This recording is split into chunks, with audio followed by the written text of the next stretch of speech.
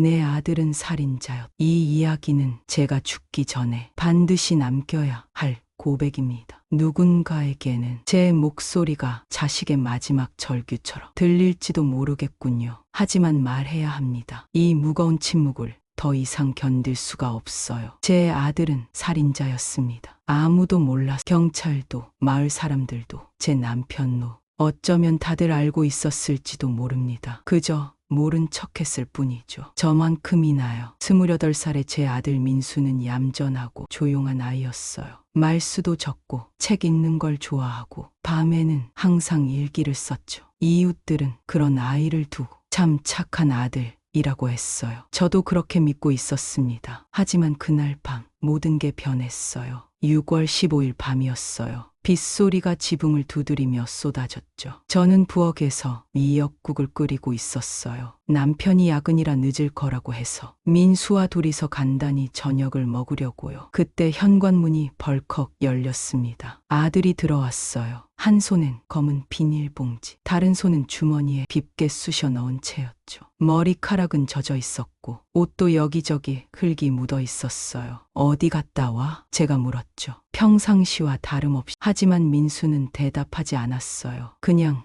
저를 빤히 쳐다보기만 했습니다. 그 봉지에서 물이 뚝뚝 떨어졌습니다. 바닥에 작은 웅덩이를 만들면서요. 그때는 빗물인 줄 알았어요. 아니, 그렇게 믿고 싶었죠. 그런데 그 눈빛, 제가 알던 아이의 눈이 아니었어요. 무언가에 홀린 듯한, 아니면 무언가를 본 듯한 그런 표정이었죠. 피곤해서 그런가 보네. 저는 혼잣말처럼 중얼거렸어요. 제 스스로를 속이려고요. 아들은 아무 말 없이 방으로 들어갔고 그날 저녁 내내 문이 열리지 않았습니다. 그날 밤 저는 잠을 이룰 수 없었어요. 자꾸만 그 비닐봉지가 생각났거든요. 그리고 아들의 그 표정. 새벽 3시쯤이었을까요? 화장실에 가려고 복도를 지나는데 민수 방에서 이상한 소리가 났어요. 뭔가를 씻는 듯한 물소리였죠. 문틈으로 들여다보니 아들이 욕조에서 뭔가를 닦고 있었어요. 검은 운동화였는데 칫솔로 열심히 문지르고 있더라고요. 그 모습이 왠지 소름 돋았어요. 열흘이 지났어요. 평범한 열흘처럼 보였지만 제게는 지옥 같은 시간이었죠. 민수는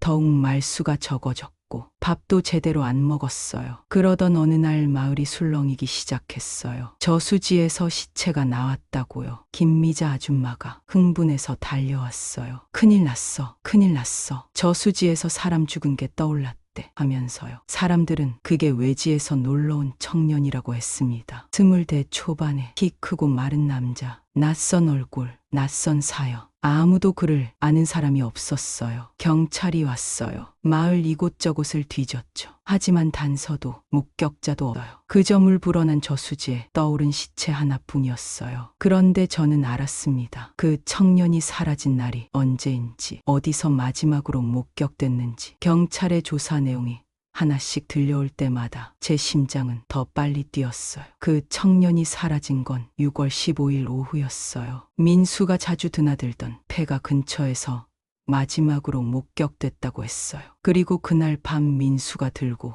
온 비닐봉지에서 떨어지던 물의 색깔은 빨갛더라고요. 그날 이후 저는 매일 같은 악몽을 꿨습니다. 피로 젖은 흙냄새, 물속에서 번들거리며 흔들리는 손가락들, 그리고 아들이 제 이름을 부르는 목소리.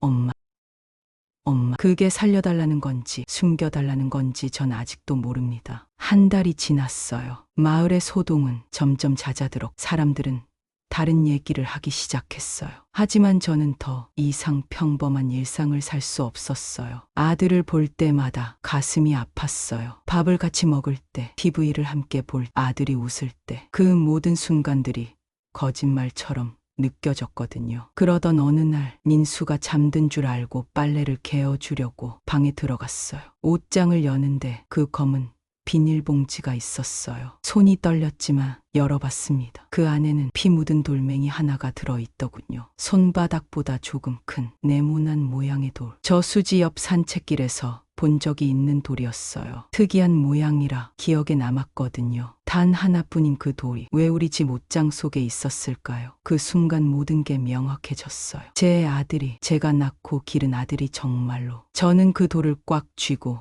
마당으로 나갔습니다. 우물이 있어요. 깊은 우물이요. 저는 그 돌을 던졌어요. 마치 그 돌이 사라지면 모든 게 없던 일이 될 것처럼. 물이 첨벙 소리를 내며 돌을 삼켰어요. 그리고 고요해졌죠. 그날 밤 민수가 제게 물었어요. 엄마, 제 방에서 뭘 가져갔죠? 저는 대답했어요. 그냥 모른다고, 아무것도 본 게 없다고 했어요. 아들은 저를 한참 쳐다보더니 고개를 끄덕였어요. 그리고 말했어요. 그게 좋을 거예요, 엄마. 그때부터예요. 저는 입을 다물었습니다. 아들을 지키는 게 제 의무라고 생각했어요. 어머니니까 무슨 일이 있어도 내 자식은 내가 지켜야 한다고 그렇게 믿었어요. 하지만 침묵은 괴물이었습니다. 날이 갈수록 더 크고 무서워졌어요. 민수는 점점 변해갔어요. 웃음을 잃고 사람을 멀리하고 어둠 속에서만 숨을 쉬었죠. 낮에는 방에서 나오지 않고 밤에만 혼자 마당을 걸었어요. 가끔 제가 밖을 보고 있을 때 아들이 우물을 내려다보는 걸 봤어요. 한동안 아무 말 없이요. 뭘 보고 있니? 어느 날 제가 물었어요. 그냥 물이 얼마나 깊은지 궁금해서요. 그 대답이 너무 무서웠어요. 여름이 지나고 가을이 왔어요. 저수지 사건은 완전히 잊혀진 듯 했어요. 경찰도 더 이상 오지 않았고 마을 사람들도 다른 이야기에 관심을 보였죠. 하지만 우리 집은 점점 무덤 같아졌어요. 남편은 민수가 취업 스트레스로 우울해한다고 생각했어요. 저도 그렇게 말했거든요. 거짓말이었지만 다른 설명을 할 수가 없었어요. 민수는 하루 종일 방에 틀어박혀 있었어요. 밥도 거의 안 먹고 말도 안 하고 밤에만 나와서 마당을 배회했죠. 그 모습을 볼 때마다 가슴이 찢어질 것 같았어요. 어느 날 밤 민수가 갑자기 제게 물었어요. 엄마는 저를 무서워하지 않아요? 무슨 소리? 그냥 저 같은 사람과 한 집에 산다는 게 무섭지 않냐고요. 저는 대답할 수 없었어요. 사실은 무서웠거든요. 제 아들이지만 때로는 정말 무서웠어요. 네, 아들이야. 겨우 그 말만 할 수 있었어요. 민수는 쓸쓸하게 웃었어요. 그게 답이 되나요, 엄마? 겨울이 왔어요. 차가운 바람이 집 안까지 스며들었어요. 민수는 더욱 말라갔고 얼굴은 하얗게 질려 있었어요. 가끔 기침을 하는데 피가 섞여 나오기도 했어요. 병원에 가자. 제가 말했지만 민수는 고개를 저었어요. 필요 없어요.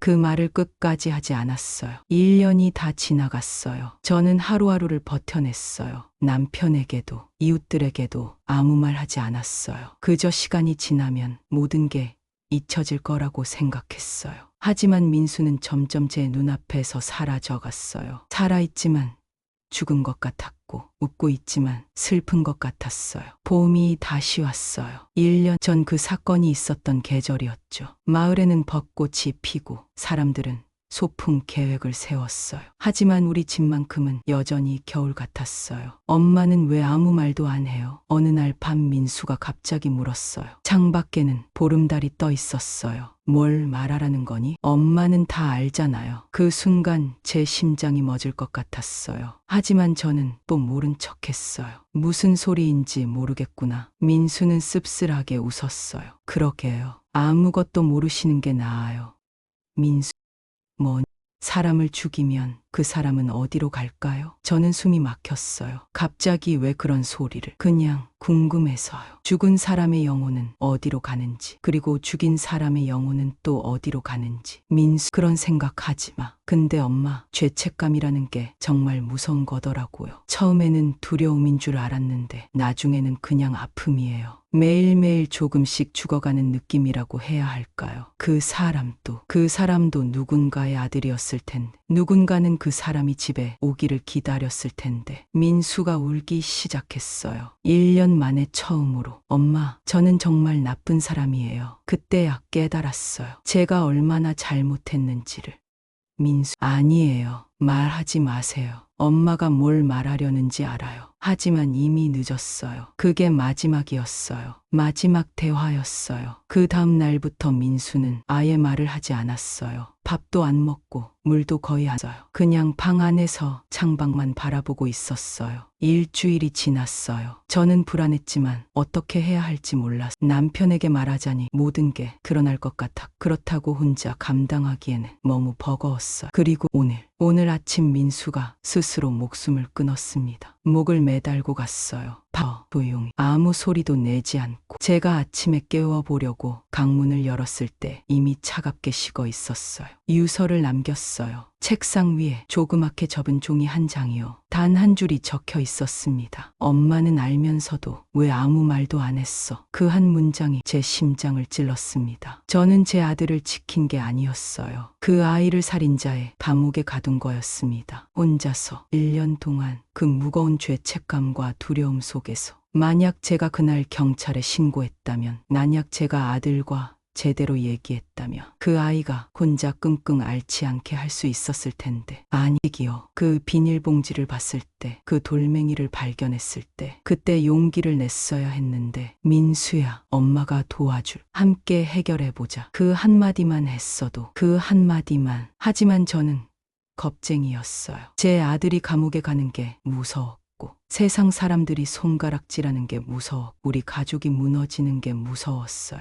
그래서 외면했어요. 모른 척했어요. 아들 혼자 그 고통을 감당하도록 내버려뒀어요. 저는 제 아들을 2번 죽인 거예요. 한 번은 살인자로 만들어서, 또 한 번은 혼자 버려두어서. 민수야, 미안하다. 정말 미안하다. 엄마가 용감했어야 했는데, 엄마가 너를 더 사랑했어야 했는데, 너의 죄를 함께 짊어져야 했는데, 이제 제 차례입니다. 경찰이 올 거예요. 민수의 시신을 발견한 남편이 신고했거든요. 그들이 유서를 보면 1년 전 사건을 다시 조사하기 시작할 거예요. 그리고 저는 모든 걸 말할 거예요. 우물 속에 던진 돌멩이 이야기도, 제가 본 모든 것들도, 그리고 1년 동안 저지른 침묵이라는 죄도. 하지만 그 전에 이 이야기를 남기고 싶었어요. 누군가는 들어야 한다고 생각했거든요. 죄를 저지른 사람도 사람이라는 걸, 그들에게도 고통받을 권리가 있다는 걸, 그리고 사랑하는 사람의 죄를 덮어주는 것이 진짜 사랑이 아니라는 걸. 이 이야기를 들은 당신, 제발 저를 용서하지 마세요. 저는 용서받을 자격이 없어요. 저는 제 아들을 살인자로 만든 어머니니까요. 그리고 저도 이제 그